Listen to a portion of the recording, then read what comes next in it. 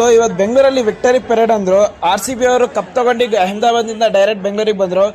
ನೋಡಿ ಯಾವ ರೇಂಜಿಗೆ ಕ್ರೌಡ್ ಬಂದಿದೆ ಅಂದರೆ ಸಡನ್ನಾಗಿ ಹೋಯ್ತೋ ವಿತಿನ್ 1 ಡೇ ಆ ಕಂಪ್ನಿಗಳಿಗೆ ರಜಾ ಹಾಕ್ಕೊಂಡು ಏನೋ ಮಾಡ್ಕೊಂಡು ಎಲ್ಲ ಕ್ರೌಡು ಫುಲ್ ಸೇರ್ಕೊಂಡ್ಬಿಟ್ಟಿದೆ.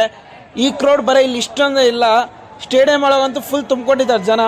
ಇದೇ ತುಂಬ್ಕೊಂಡಿರೋ ಕಾರಣಕ್ಕೆ ಸ್ಟ್ಯಾಂಪೇಡ್ ಕೇಸ್ ಆಯಿತು. ಸುಮಾರು ಒಂದು 11 ಜನ ತೀರೋದ್ರು, ಹಾಗೆ ತುಂಬ ಜನಗೂ ಏಟಾಗಿದೆ. ನೋಡಿ ಕ್ರೌಡ್ ಅಂತೂ ಕಂಪ್ಲೀಟ್ ಔಟ್ ಆಫ್ ಕಂಟ್ರೋಲ್ ಇತ್ತು. ಮ್ಯಾನೇಜ್ ಮಾಡೋಕ್ಕೆ ಪೊಲೀಸ್ನವರು ತುಂಬಾ ಪ್ರಯತ್ನ ಪಟ್ಟರು, but out of control, manage ಮಾಡೋಕ್ಕೂ ಆಗ್ತಿಲ್ಲ. ಎಷ್ಟಂತ ನೋಡ್ತಾರೆ, 10,000ಕ್ಕೆ ಒಂದು 500 ಜನ ಪೊಲೀಸ್ನವರು, ಒಂದು 500 ಇಲ್ಲ ಅಷ್ಟು ಕಡಿಮೆ ಇತ್ತು ಅಂದ್ಕೊತೀನಿ. ಆ ರೇಂಜಿಗೆ ಇತ್ತು ಕ್ರೌಡ್. ನೋಡಿ RCB ಕ್ರೇಜ್ ಹೇಗಿದೆ ಅಂದರೆ ಇದನ್ನು ಒಂದಿನ ಟೈಮ್ ತೊಗೊಂಡು ನೆಕ್ಸ್ಟ್ ಡೇ ಬೇಕಂದರೆ ಎಲ್ಲ ಮ್ಯಾನೇಜ್ಮೆಂಟ್ ಮಾಡ್ಕೊಂಡು ಸೆಲೆಬ್ರೇಷನಿಗೆ ಅಂತ ವಿಕ್ಟರಿ ಪೆರೇಡ್ ತೆಗಿಬೋದಿತ್ತು. ಬಟ್ ವಿಕ್ಟರಿ ಪೆರೇಡು ಬಂದಿಲ್ಲ, ಡೈರೆಕ್ಟ್ ಸ್ಟೇಡಿಯಂ ಒಳಗೆ ಬಂದು ಪ್ಲೇಯರ್ಸ್ ಹಂಗೆ ಬಸ್ನ ಬೇರೆ ರೂಟಿಂದ ಕರ್ಕೊಂಡು ಹೋಗ್ಬಿಟ್ರು ಪ್ಲೇಯರ್ಸ್ನ.